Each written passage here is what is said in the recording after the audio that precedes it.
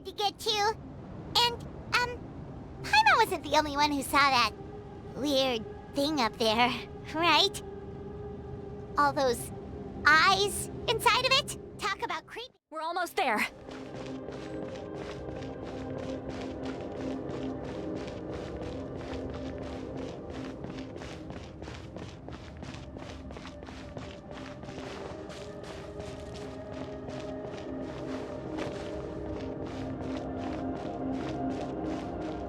Look! It's Mawika!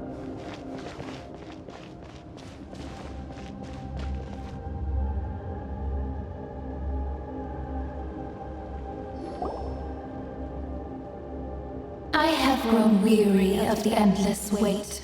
The fate of this land is of no interest to me anymore. However, you humans managed to meet the expectations of the heavenly principles. For that result, you deserve praise. Mohiga, as the price for using my power, I shall now bear witness to your death. And with you, the war that your nation has waged for more than 1,000 years shall meet its end. Mawika! You got here sooner than I expected. What are you doing? Closing the final chapter on the plan that has consumed Natland for 500... No. For the entirety of our history. We've eradicated the Abyss from Natlan, but its power remains in worlds beyond Tevat, tremendous and unyielding. Only by completely restoring the Night Kingdom can we defend against its corrosion in the long run. But the architect of the Night Kingdom is near her end. She lacks the power for such a task. And worse still, if her life force is depleted, the rules of Natlan disappear along with her. We have no need for the Ode of Resurrection right now, but it remains Natlan's strongest defense should the Abyss return one day. So, you're planning to... Yes. My plan is to once again place my life within the sacred flame. 500 years ago, I gave my life for the chance to be reborn in this era. A chance to see all my plans to completion. And now, to sustain the Lord of the Night, I will give my life once more. I respect your decision, Malika. But this method requires an immense sacrifice. The flames of your life force are exceedingly strong. But a life sustained by fire is one destined to die out one day. What will you do then? I've thought about that. With the Abyss out of the picture for now, the Sacred Flame's power will be consumed at a much slower rate. My life force should be able to sustain it for another 200 or 300 years. Future Pyro-Archons will continue to seek new sources of fire. As long as Natlan's legacy endures, the Night Kingdom will survive, impervious to the Abyss. Once again, you place hope in the hands of the future. But the pilgrimage can replenish the power of the sacred flame. We can give it that meaning. Why shoulder this burden by yourself? Because I want the pilgrimage to change. The pilgrimage was an essential part of our struggle against the Abyss, a grand competition full of promise and glory. But it also chained our people to an inescapable destiny. Fear and anxiety have been our constant companions. We knew what the consequences would be if we laid down our arms. Morality left us with no other choice. And so, Natlan became the nation of war.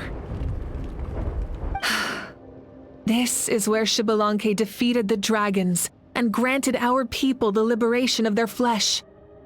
And now, in the same place, I have the chance to grant them the liberation of their spirit. There will be no war, only competition. One fueled by our dreams for the future, rather than a desperate struggle for survival. A new future deserves a new meaning, a chance to take a definitive step forward. Very noble indeed. But what does any of this have to do with you? You speak of duty, but not yourself. In my eyes, Malika, you are not inherently special. A child of Natlan among countless others. Yes, the situation is urgent, and the ley lines must be restored right away. But it is too heavy a burden for you to shoulder alone. That is where we differ, Lord of the Night.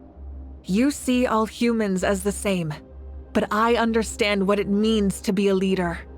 A leader is swift and decisive in the face of reality. Someone capable of making the right choice even when there are no good options on the table.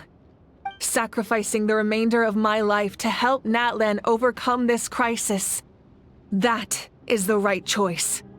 After all, leadership is built on the trust of ordinary people. Without them, there is no Archon. The people look to their leader to make the world a better place and stand up for them when it counts. For that reason, I must see my duty through to the very end. But what about you, Malika? You still haven't talked about what you want. Is it that unimportant to you? It's not important, Citlali. There is nothing more important than protecting the future we built together.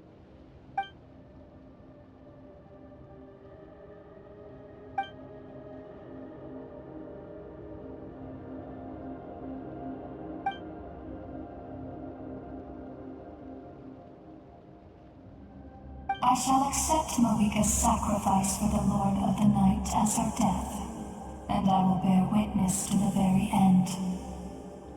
Thus concludes the deal I made with Xbalanque several thousand years ago. Lord of the Night, you may now begin.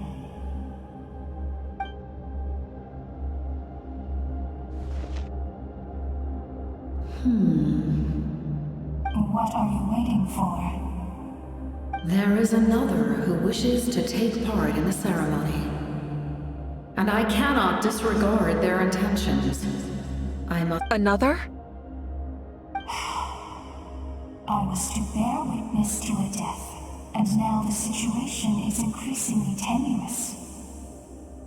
If the life of this second individual fails to meet my requirements, I fear I may lose my patience. Rest assured, his life will hold equal value. I am the helper of humanity, and I must always place their demands first, no matter who the human may be. Cumbersome. But there is nothing to be done. Such is the duty of an angel. Wait, this feeling. We made it.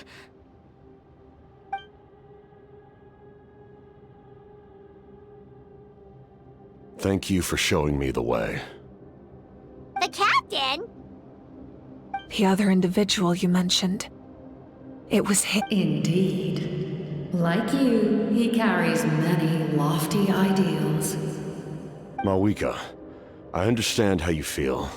And if I were an ordinary mortal, I would have no reason to stop you. But like you, I've been waiting for this day for too long, and I can offer a better solution. You created this new future, and you deserve to guide its direction. Your life should not end here. But death is the end I have been trying to reach all along. I have come this far to use my death to open the gates of the ley lines to my people. Your people? That's right. They have been with me for the past 500 years. But how? Carrying that many souls within you? There's no way you could keep your consciousness intact. Besides, you weren't affected by the source mechanism like I was. Do you still remember the voice that you heard? It came from my heart. With the help of technology from Conria, my heart was modified to convert memories and souls from the ley lines into knowledge. As a result, I became extremely sensitive to souls, and developed the ability to sense their presence. Much like after encountering countless lost souls during the disaster 500 years ago, I forsook the capacity for knowledge granted by the modification, and used my heart as a vessel instead. The lives of my comrades, as well as many Natlanese, have been stored here ever since. And you want to send them home? Yes. The ley lines will not accept them. But by merging my existence with the Lord of the Night, I can become master of the ley lines and change the rules entirely. He expressed this to me, and I agreed. The Captain envisions a kinder and fairer set of rules for humanity. In addition, he aims to challenge the authority of the Ruler of Death. In a word, his goal is revenge. Revenge? After all, it's because of her that I bear the curse of immortality, the curse of absolute life. I now understand that which you seek. Then, bear witness to my resolve and hatred. The people of Conria committed grave sins, and for that, we were cursed to suffer endless physical torment, cursed to witness the demise of everything we held dear. But most of us were innocent. Most of us knew nothing of the Five Sinners' exploitation of abyssal power, myself included. If I sacrifice my life for the Lord of the Night, you get the death you desire. But at the same time, the curse of immortality would negate the very death you seek. Left unresolved, that paradox could uproot the natural order of this world. Even you, great ruler of death, lack the capacity to bear the consequences of that outcome. Your curse is now the tool with which I will overturn the oppression of the gods. This is my challenge to you. Forsake one of your rules. The choice is yours. Your new heart has limitless potential, and you have wielded it with bravery and honor. I grant you the title of Sentinel Knight. Like the four pillars of strength, you will continue to safeguard the glory of Conria. The glory of Conria. Our land, our dignity, and every comrade who fights alongside us. The Night Kingdom is almost destroyed. Our fallen soldiers, your comrades, they have nowhere to go. What are you doing? Are you taking all their souls with you? You're just an ordinary person. You can't bear that kind of burden. No hero should have to wander alone.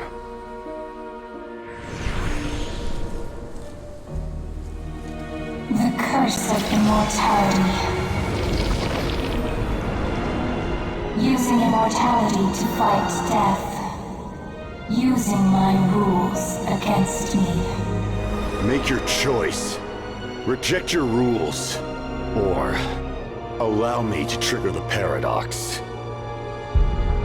The curse of immortality must stand. Use it to fulfill your final wish.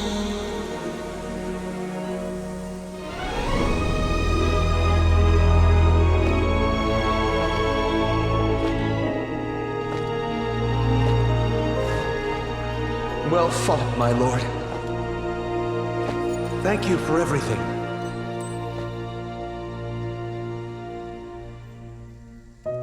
This time, let's go together. Yes. Let's go together.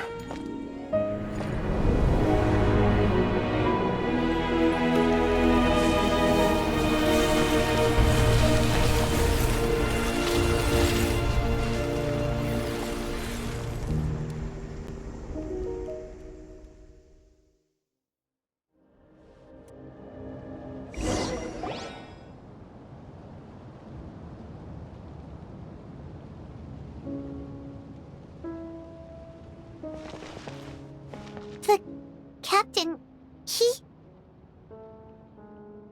The curse of immortality still exists. Does that mean the captain will never move from this place? Lord of the Night, is the captain still with us? There is no need to pursue traces of him. For those cursed with immortality, release from the mortal coil is the greatest form of peace. Even so, please pass on my gratitude. His long journey has finally come to a close. I suppose this is a happy ending for him. I cannot imagine how much pain he endured over the past 500 years, or how much strength it took to never stray from his goal. There's something I've been trying to figure out. I don't think I ever saw him sleep. I tried to ask him about it on the way here, but he didn't answer. Just like always, he never talks about himself. It's probably due to the voices. When souls merge in a single being, their voices echo endlessly through the mind.